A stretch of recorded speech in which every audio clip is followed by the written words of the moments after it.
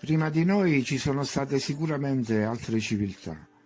Ognuna aveva delle caratteristiche specifiche, collegate forse anche all'ambiente esterno. In un'epoca infatti si andava in giro seminudi perché c'era sempre il sole e non faceva mai freddo, in un'altra le popolazioni erano perennemente in lotta con i vicini e costruivano castelli. La civiltà che ci ha preceduto forse era la più tranquilla. Amava il teatro, vestiva in modo castigato, andava in villeggiatura e usava mezzi di trasporto all'avanguardia.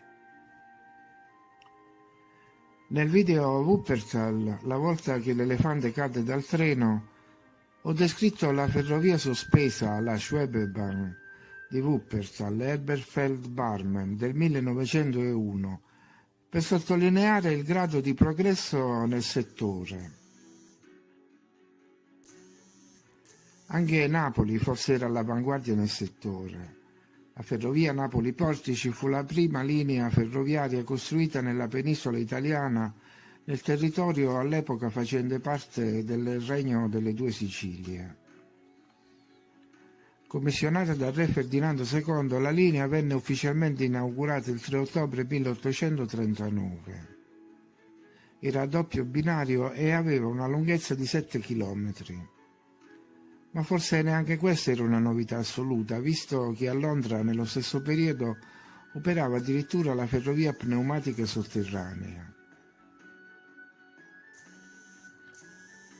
Però oggi parliamo di cremagliere e in particolare di quelle del Vesuvio. Pare che si debba a Niklaus Reichenbach, un ingegnere svizzero, l'invenzione della cremagliera, brevettata in Francia nel 1863. Anche se poi c'è questa stampa del 1812, cioè 50 anni prima, che mostra già l'esistenza a Londra di una ferrovia cremagliera. In Italia abbiamo un impianto davvero straordinario sul Vesuvio a Napoli. Qui, secondo la versione ufficiale, la società G. John Mason Cook progettò nel 1902 una ferrovia con trazione a vapore, dotata di rotaie a cremagliera. L'inaugurazione dell'impianto avvenne il 28 settembre 1903. Si trattava di una vertiginosa salita panoramica che consentiva a una decina di persone alla volta di raggiungere la cima in 8 minuti. In queste immagini si nota l'assenza di abitazioni. E pur essendo il vulcano ancora in fase instabile, ricordiamo l'eruzione del 1906 e prima ancora quelle del 1861, il viaggio non spaventava i gitanti. A un vagone venne dato il nome Etna per ricordare l'altro grande vulcano attivo d'Italia.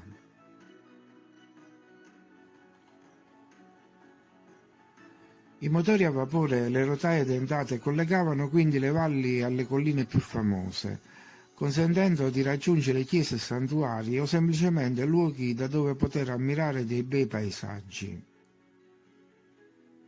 Molto famosa quella di Parigi,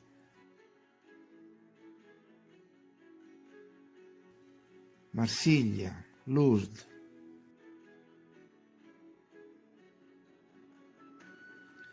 E ci sono immagini incredibili di carrozze che si arrampicano su famose montagne. E se a Napoli la rotaia era sistemata al suolo, altrove era da brividi perché era stata installata su viadotti come a Lourdes. Viadotti da capogiro e arcate vertiginose costruite in pendenza. Qui la meraviglia non è data solo dal numero delle carrozze, ma anche dall'altezza del viadotto stesso. È particolare perché, oltre a essere situato su alti piloni, è anche in salita, quindi i calcoli ingegneristici hanno dovuto tenere conto della trazione all'indietro operata dal peso stesso della struttura.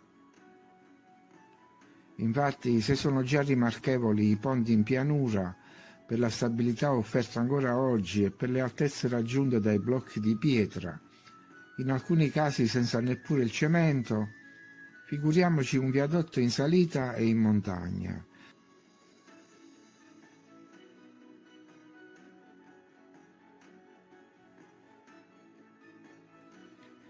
Ma i turisti erano intrepidi anche qui.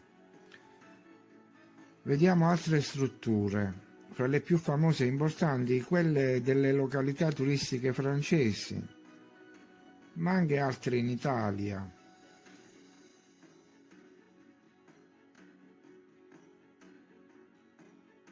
In Canada, in America. Una curiosità è rappresentata anche da questo vecchio percorso di una funicolare sull'isola di Sant'Elena, dove morì Napoleone. La scala, detta Scala di Giacobbe, che richiama altre scale, è ciò che rimane di una struttura che fu costruita agli inizi del 1800 e che ci lascia intendere come l'isola non fosse poi così dimenticata.